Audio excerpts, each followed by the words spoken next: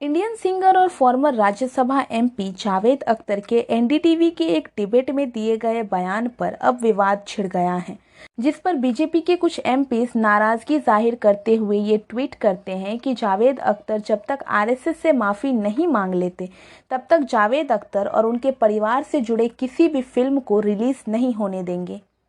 पर यह हल्ला आखिर जावेद अख्तर के किस बयान पर हो रहा है, आइए जानने की कोशिश करते हैं। दरअसल पिछले हफ्ते शुक्रवार को जावेद अख्तर एनडीटीवी पर एक डिबेट के दौरान उन्होंने तालिबान और हिंदू राष्ट्र चाहने वालों के बीच एक सिमिलैरिटी दिखाई। Look at the right wing objectively, without a passion, with some objectivity. They are the same people.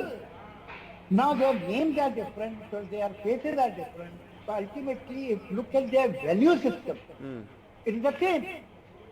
Vis-a-vis gender, vis-a-vis minorities, they have no love lost for minorities like Taliban. They want women to be at home and on the margin like Taliban. So what is the difference between the two? They think no law is superior than their religious faith, is what Taliban says. So where are you different from them? And how are you so upset? And by being upset, Javed Akhtar के RSS की तालिबान से तुलना करने की टिप्पणी के बाद अब बीजेपी एमएलएज जावेद अख्तर के खिलाफ प्रोटेस्ट करने लग रहे हैं।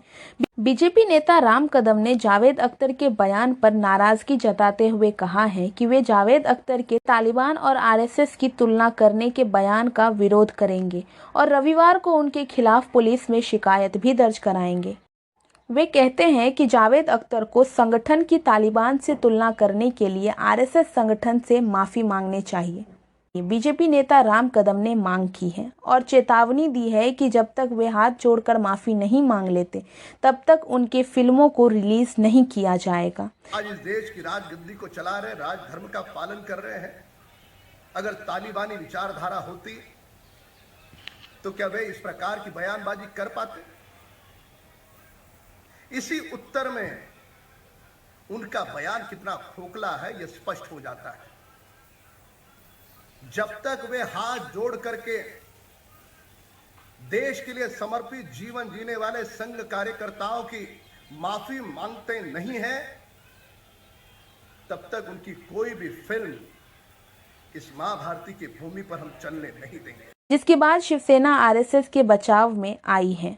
शिवसेना ने अनाउंस किया है कि दोनों की तुलना करने में जावेद अख्तर पूरी तरह से गलत हैं।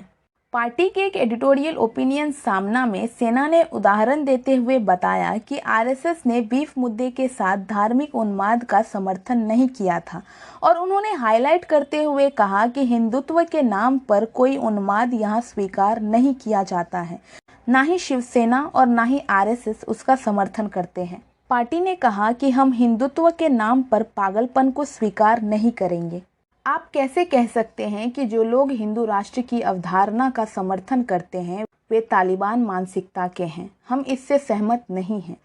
शिवसेना के संपादकीय में कहा गया है कि पाकिस्तान, चीन जैसे देशों ने तालिबान शासन का समर्थन किया है क्योंकि वहां मानवाधिकार, लोकतंत्र और व्यक्तिगत स्वतंत्रता का कोई मूल्य नहीं है। हिंदुस्तान की मानसिकता ऐसी नहीं दिखती है। लोकतंत्र की आड़ में कुछ लोग तानाशाही लाने की कोशिश कर रहे हैं, फिर भी उनकी भी एक सीमा होती है। इसलिए आरएसएस की तालिबान से तुलना करना उचित नहीं है। उन्होंने कहा था जैसे तालिबान एक इस्लामिक स्टेट चाहते हैं वैसे ही हिंदू राष्ट्र चाहते हैं। ये लोग एक ही मानसिकता के हैं, चाहे वो मुस्लिम, ईसाई, यहूदी या हिंदू हो। इस टिप्पणी की भाजपा ने तुरंत निंदा की। महाराष्ट्र के विधायक राम कदम ने इसे दर्दनाक और अपमानजनक घोषित किया है और कहा है कि अख्तर से जुड़ी कोई भी फिल्म रिलीज नहीं की जाएगी जब तक वे माफ़ी नहीं मांग लेते।